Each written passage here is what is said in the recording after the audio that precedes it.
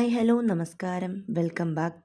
ഇന്ന് നമ്മൾ ബ്രെഡ് കൊണ്ട് വളരെ സ്വീറ്റായിട്ടുള്ള ഒരു റെസിപ്പിയാണ് തയ്യാറാക്കിയിരിക്കുന്നത്. കുട്ടികൾക്കൊക്കെ ഭയങ്കരമായിട്ട് ഇഷ്ടപ്പെടുന്ന ഒരു റെസിപ്പിയാണിത്. കുട്ടികൾക്ക് മാത്രമല്ല മുതിർന്നവർക്കും ട്രൈ ചെയ്യാം.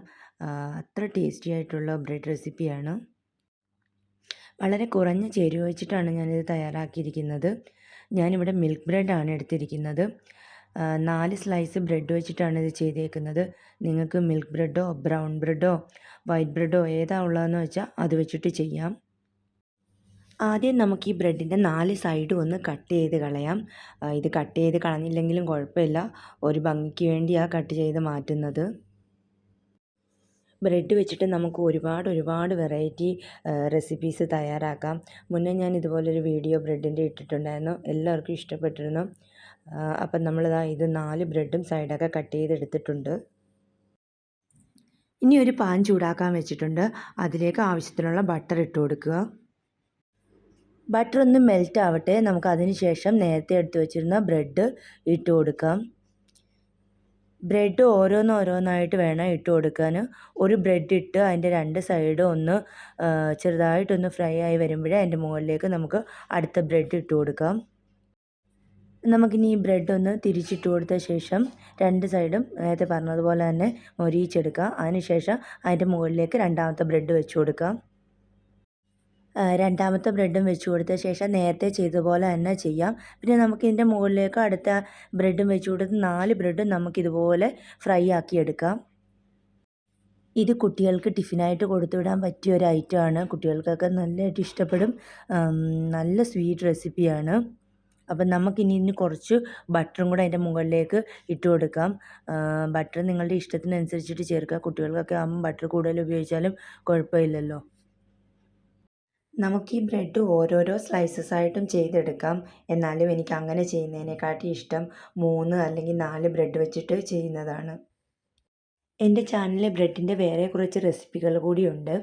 ഞാൻ അതിൻ്റെ ലിങ്ക് ഡിസ്ക്രിപ്ഷൻ ബോക്സിൽ മെൻഷൻ ചെയ്യാം. നിങ്ങളൊന്ന് ട്രൈ ചെയ്ത് നോക്കണം അതുകൂടി. ഇനി നമ്മളിവിടെ 4ാമത്തെ ലാസ്റ്റ് ബ്രെഡ് കൂടി വെച്ചിട്ടുണ്ട്. ഇനി അതുകൂടി ഇതുപോലെ ഫ്രൈ ചെയ്തെടുക്കണം. അതിന് ശേഷം നമുക്കിതിലേക്ക് കുറച്ച് പാലൊഴിച്ചു കൊടുക്കാം. പാലൊഴിച്ചു കൊടുക്കുമ്പോൾ ഇത് നന്നായി സോഫ്റ്റ് ആവും. ഈ പാല് മുഴുവൻ വറ്റി ഈ ബ്രെഡ് നന്നായിട്ട് ഇതിൽ ഫ്രൈ ആയി എടുക്കണം. കണ്ടില്ലേ, ആ പാല് മുഴുവൻ നന്നായി വറ്റി വന്നിട്ടുണ്ട്. ഇനി എക്സ്ട്രാ വരുന്ന പാലൊക്കെ ആ ബ്രെഡിൻ്റെ സൈഡിലോട്ടൊന്ന് ആക്കി കൊടുത്തിട്ട് ആ സൈഡൊക്കെ ഒന്ന് മൊരിയിച്ചെടുക്കണം. ഇതൊരു ഗോൾഡൻ കളർ ആവുന്നത് വരെ മൊരിയിച്ചെടുക്കണം കേട്ടോ. പിന്നെ ഇങ്ങനെ ചെയ്യുമ്പോഴൊക്കെ നമ്മൾ തീ വളരെ കുറച്ചിടണം. അല്ലെങ്കിൽ ബട്ടറൊക്കെ ഇടുന്ന സമയത്ത് കരിഞ്ഞു പോകാൻ ചാൻസ് ഉണ്ട്. ഇനി നമ്മൾ ലാസ്റ്റ് ഇതിലേക്ക് ചേർത്ത് കൊടുക്കുന്നത് ഹണിയാണ്. ഒരു 2 സ്പൂണോളം ഹണി നമുക്കിതിലേക്ക് ഇട്ട് കൊടുക്കാം.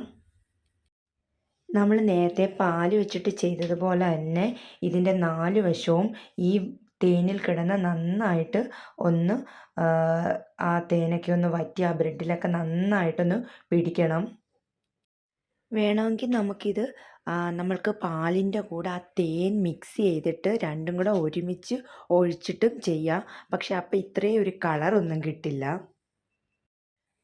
തേനിന് പകരം നമുക്ക് വേണമെങ്കിൽ ചോക്ലേറ്റ് സിറപ്പ്, ന്യൂട്ടല്ല അതൊക്കെ ഉപയോഗിക്കാം. പക്ഷേ ആ ന്യൂട്ടല്ലയുടെയും ചോക്ലേറ്റ് സിറപ്പിൻ്റെയൊക്കെ ഒരു ടേസ്റ്റ് നമുക്ക് നന്നായിട്ട് അറിയാവുന്നതാണ്. പക്ഷേ തേൻ ഇങ്ങനെ ചൂടാക്കി എടുത്തു കഴിയുമ്പം അതൊരു പ്രത്യേക ഒരു ടേസ്റ്റാണ് കിട്ടുന്നത്. അപ്പം തേൻ വെച്ചിട്ട് ട്രൈ ചെയ്ത് നോക്കുന്നതായിരിക്കും ബെറ്റർ. ഈ തേനെല്ലാം ഈ ബ്രെഡിനകത്ത് നന്നായി പിടിക്കണം കേട്ടോ. നമുക്ക് എവിടെയാണോ തേനുള്ളത് അതിലോട്ട് ഈ ബ്രെഡ് ഇങ്ങനെ നീക്കി കൊടുക്കാം. പിന്നെ ഈ സൈഡിലോട്ടെങ്ങും എത്തില്ലല്ലോ തേൻ. അപ്പം നമ്മൾ ഈ സ്പാച്ചില വെച്ച് തന്നെ തേനൊക്കെ ഒന്ന് എടുത്ത് അതിൻ്റെ സൈഡിലൊക്കെ ഒന്ന് തേച്ച് കൊടുക്കുക. എന്നിട്ട് 4 സൈഡ് നന്നായിട്ട് മൊരിയിച്ചെടുക്കുക. നമ്മുടെ ബ്രെഡ് ഇപ്പോൾ റെഡി ആയിട്ടുണ്ട്.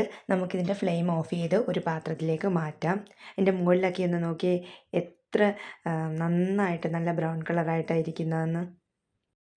ഇത് ചെയ്തെടുക്കാൻ അധികം ടൈമൊന്നും എടുക്കില്ല. വളരെ വേഗത്തിൽ നമുക്ക് ചെയ്തെടുക്കാവുന്നതേ ഉള്ളൂ. ഒരു 5 മിനിറ്റ് താഴെ മാത്രമേ ടൈം എടുക്കുകയുള്ളൂ.